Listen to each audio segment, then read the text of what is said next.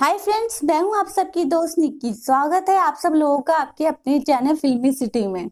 Guys, हम हर बार हर season में big boss के घर में ये बात सुनते हैं कि बाहर की बातें बिग बॉस के घर में नहीं होनी चाहिए, पर ये बात हमें लगता है सिर्फ सुनने में ही आती है, क्योंकि ये बात सुनने में हमेशा आती है। बाहर की बातें हमेशा बिग बॉस के घर में होती है और हर सीजन में होती है। हमने ये देखा है, जैसे पिछली बार अरहान का किस्सा हमने देखा, उससे पिछली बार तो शिल्पा शिंदे और विकास गुप्ता का बाहर के इश्यूज थे वो पूरे देखने को मिले थे बिग बॉस के घर में। और ऐसा ही बातें होते होते भी आज भी बिग बॉस के घर में एपिसोड में हमने देखा कि इजाज खान, जो कि उनका बाहर का मुद्दा था, इजाज खान और विकास गुप्ता जिस मुद्दे में इन्वॉल्व थे, वो मुद्दा हमने घर में फिर एक बार उठते हुए देखा। मतलब इस सीजन भी बाहर की बातों से फ्री नहीं रह सका। इस सीजन के अंदर भी बाहर की बातें आ ही गई। चाहे उसके बाद हमने घर वालों को ये बोलते हुए देखा, जब वो बातों से लड़ाई बहुत बढ़ती हुई नजर आई और काफी लड़ाई हो गई, इजाज खान को बहुत गुस्सा हो गया आ गया और विकास गुप्ता भी काफी बहस करने लगे, काफी लड़ाई झगड़ा हुआ।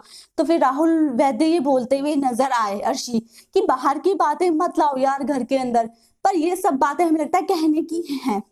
और बाहर की बात नहीं, सिर्फ ये इजाज खान जो कि उनकी जिंदगी का एक किस्सा है आज से 10 साल पुराना, वो बोलते हुए भी नजर आए हमें कि आज से 10 साल पुराना किस्सा, जब वो मुंबई में रहते थे और वो अपने कैरियर में काफी ऊंचाइयां उड़ रहे थे, तब वो एक लड़की के साथ लिव इन रिलेशनशिप में रहते थे मुंबई में,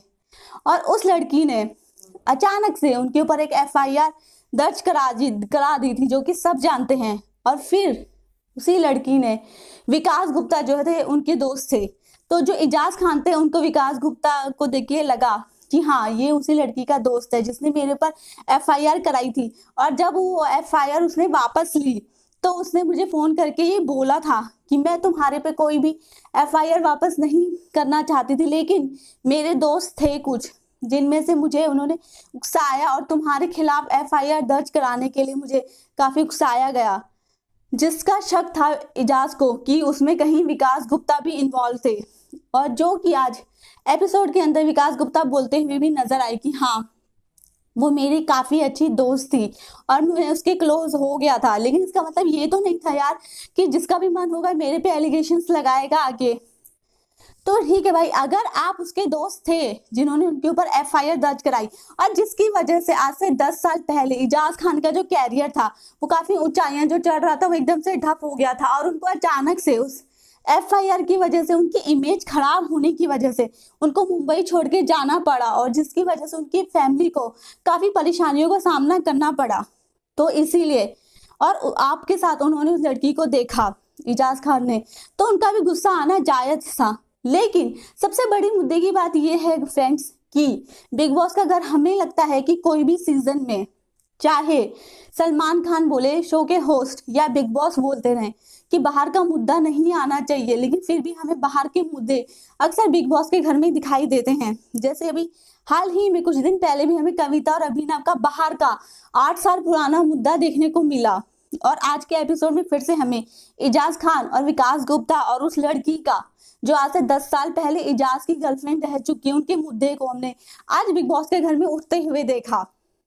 उसके बाद तो बिग बॉस के घर में बिग बॉस ने एक टास्क दिया, जेल टास्क। जो लोग गए थे घर से बाहर, बिग बॉस जी आप सोच ही चुके थे कि जो लोग घर से बाहर गए हैं सारे, उनका तीनों को ही जेल करनी है, तो आपने इसीलिए घर वालों पे बहुमत छोड़ा। और आपको पता ही है तो हमें कि घर वालों पे कोई टास्क का बहुमत आए और वो लोग डिसीजन कर ले,